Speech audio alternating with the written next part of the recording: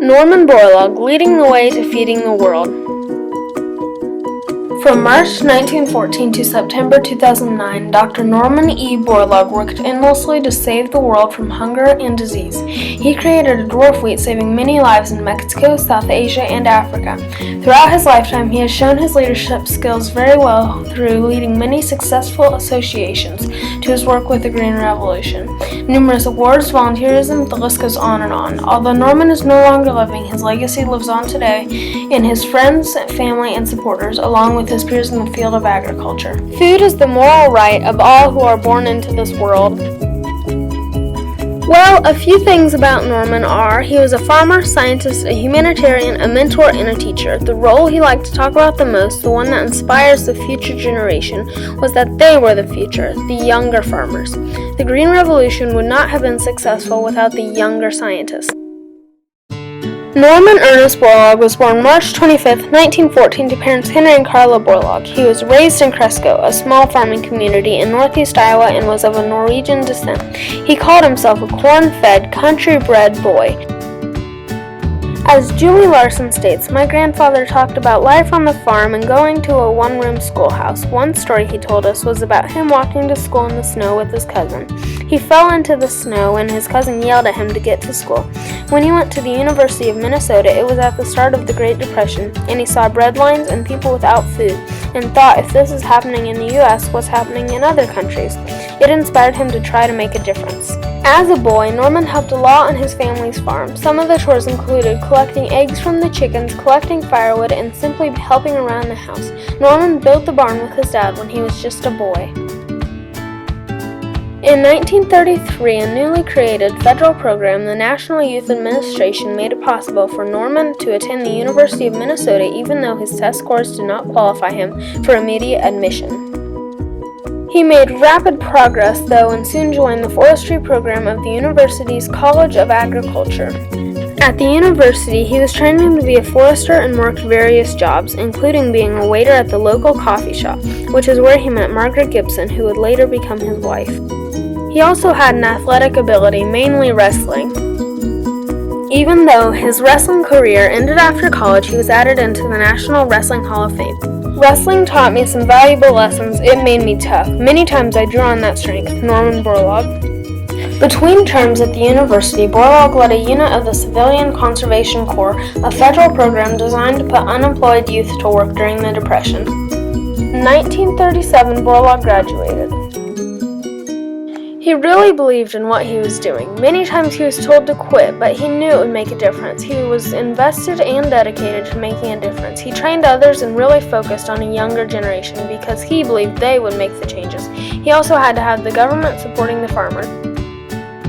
Norman and Margaret Gibson married and settled in Minneapolis while Borlaug completed his doctorate in plant pathology and genetics in 1942.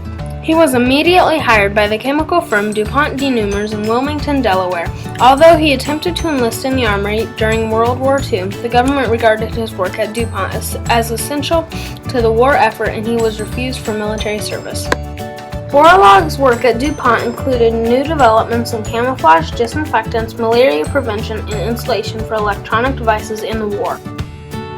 In 1944, Borlaug joined the Rockefeller Foundation's pioneering Technical Assistance Program in Mexico, despite his offer to stay at DuPont. In the 1940s through the 1950s, he worked in Mexico as a research scientist in charge of wheat improvement. For the next 16 years, he worked to solve wheat production problems that were limiting wheat cultivation in Mexico. In his first year at Mexico, he ran into a lot of problems, such as a lack of training and the resistance of farmers trying his efforts. But still, Norman was determined, and he did not give up. He worked endlessly, crossing one strain of wheat with another, trying to find one that would flourish in Mexican soil. Borlaug moved his family to Mexico City so he could work longer on the soil. He became active in the local community as well, such as coaching Mexico's first Little League baseball team. Finally, in the early 50s, Borlaug acquired a variety of dwarf wheat from Japan and crossbred it with an American cultivar called Brever 14 to produce a semi-dwarf strain with a stronger stalk capable of supporting a heavier load of grain, starting the Green Revolution. I grew up knowing that food was important, and what I do now is based on my grandfather and the Green Revolution. By 1963, more than 95% of the wheat harvested in Mexico was grown from seed developed by Borlaug. The country was now producing more than enough wheat for its needs and was exporting wheat to the rest of the world, while Borlaug's techniques were being applied to other grains. In the 1960s, Pakistan and India were on the brink of war, and the entire subcontinent of South Asia was starving. The United States was sending over a fifth of its wheat to the subcontinent as emergency aid, but still uncounted numbers of men, women, and children were starving to death. Scientists in both countries encouraged him to visit the region. His first trip to South Asia was unsuccessful, as farmers in both countries resisted his ideas. But by 1965, the situation had grown so desperate that the governments of both countries insisted he return and apply his expertise to the crisis.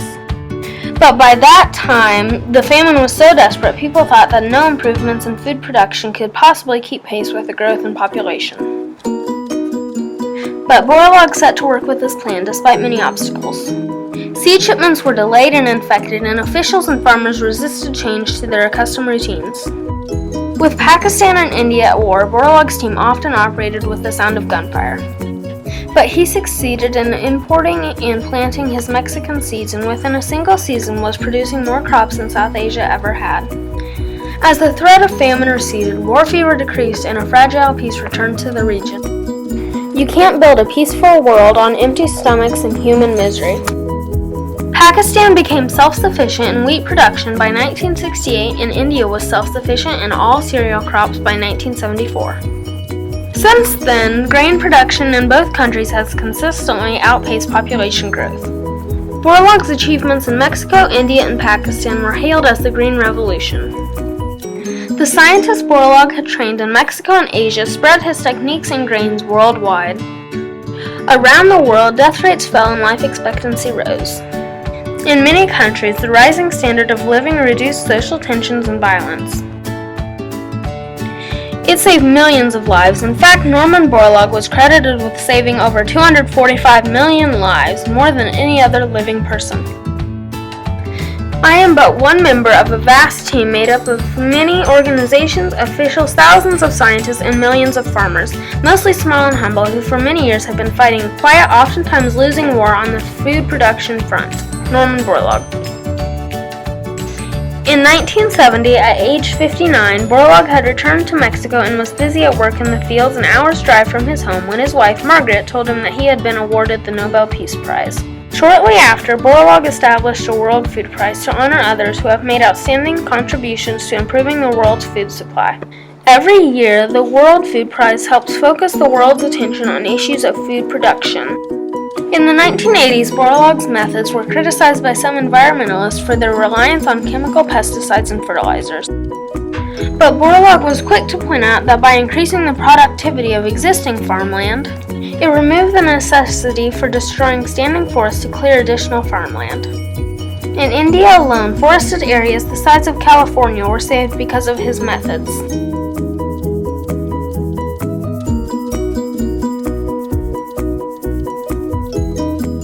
While crop failure and hunger still persist in many parts of the world, the mass starvation predicted by many experts in the 60s and 70s were avoided by the efforts of Borlaug and his followers.